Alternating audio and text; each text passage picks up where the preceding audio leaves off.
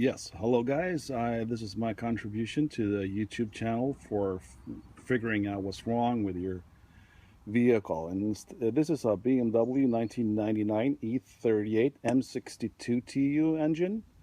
It's a former car from an embassy, so it has all the bells and whistles, bulletproof glass, and everything. Is of course it's a V8. Had some issues with it. Rough idle, and the idle was going from like 600 RPM up to 1100 RPM for no possible reason. So I had to do a little bit of work on it. This car has 155,000 miles on the meter, so it's has all the classic faults with it that comes over time. We figured out that the valve cover gaskets were gone because the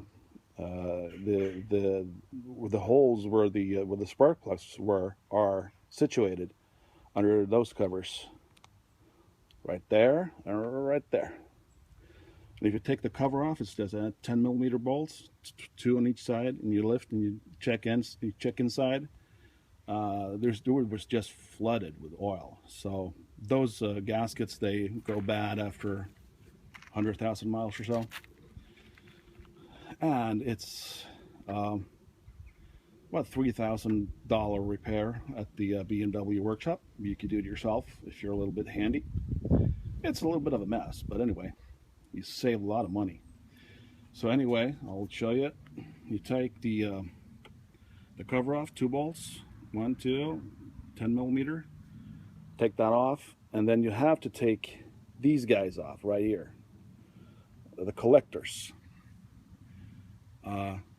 which is one major hassle because they all connect with, let's see, I'll show you here, this one,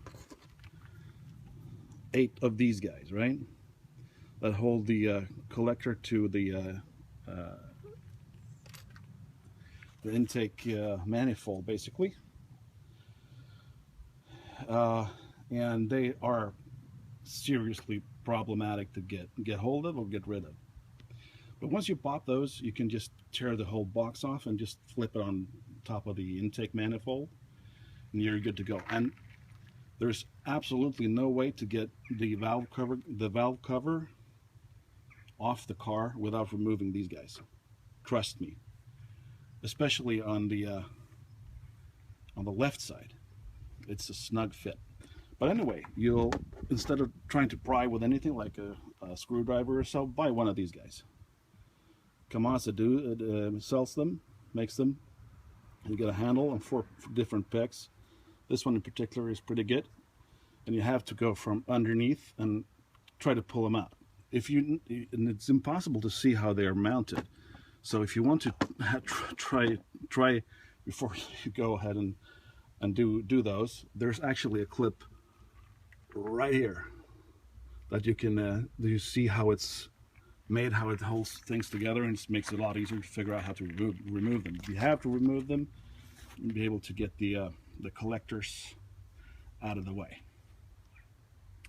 So we did that and changed the spark plugs and changed the the valve cover gaskets. It's one inner and one outer.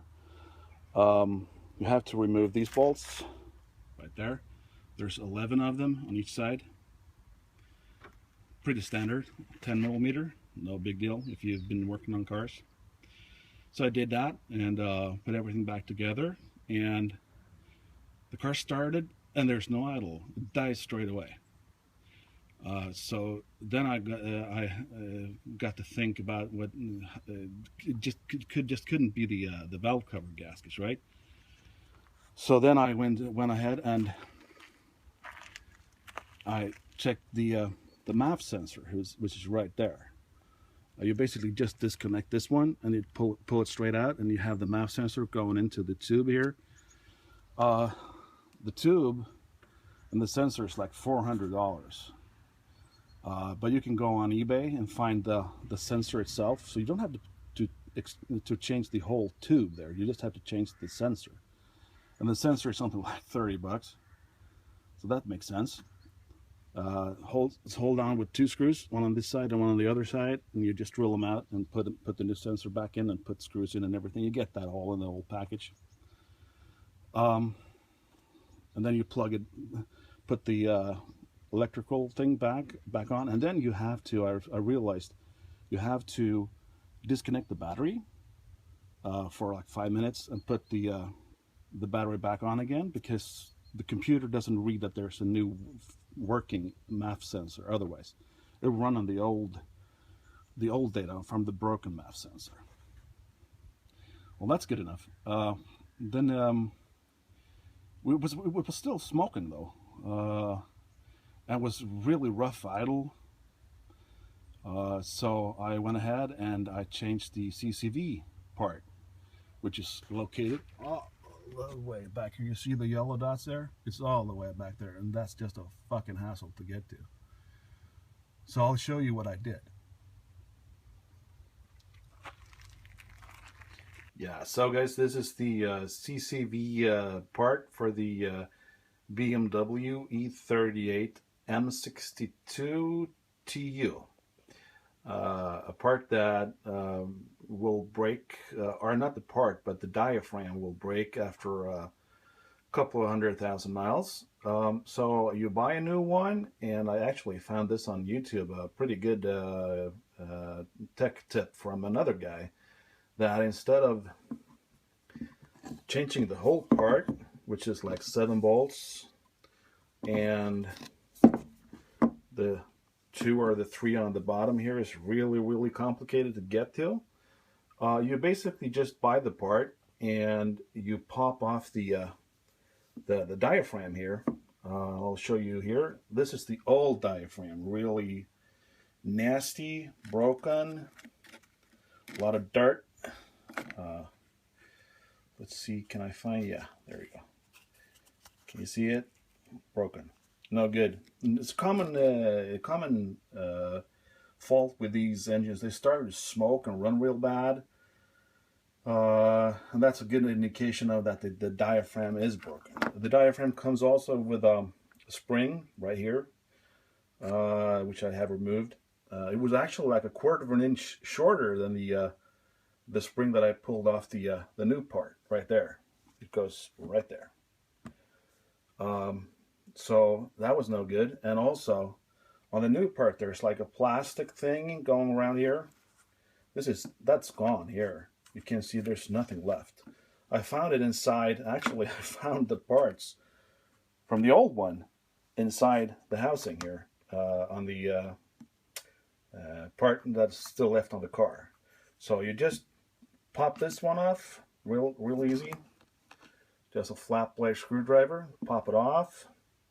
Do the same thing on the car, and clean this out as much as possible with a rag and some degreaser or some solvent. Take that part, put this on the shelf, and you just pop the new part, the new diaphragm. This is the old one. The new diaphragm plus the new spring. Pop that onto the car. It's like a 10-minute fix instead of a couple of hours trying to figure out these guys. Not so much fun. A good way to tell if your CCV membrane is gone is you start the engine, let it idle. Then actually you pull the oil dipstick right here, pull it out like this. And if there's a gurgling sound from the tube, coming from the tube, you definitely have a broken diaphragm in the CCV. And it will squeal like crazy, not like a fan belt, but it will still squeal.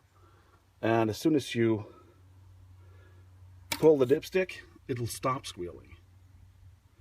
And you put the dipstick, but it has a strange gurgling noise coming from the tube. When you put it back in, it will start squeal again. And it will just smoke like crazy. So this is the way you do it. It takes, you can do all these things in, I would say, a day, maybe 2. And buy the parts on eBay. They're all there, and it's like a tenth of what the BMW dealer will sell you the parts for. So absolutely no sense in going to the BMW dealer. It's basically the same parts. So now it's running good. Got everything sorted out. New spark plugs, new CCV, new MAF sensor.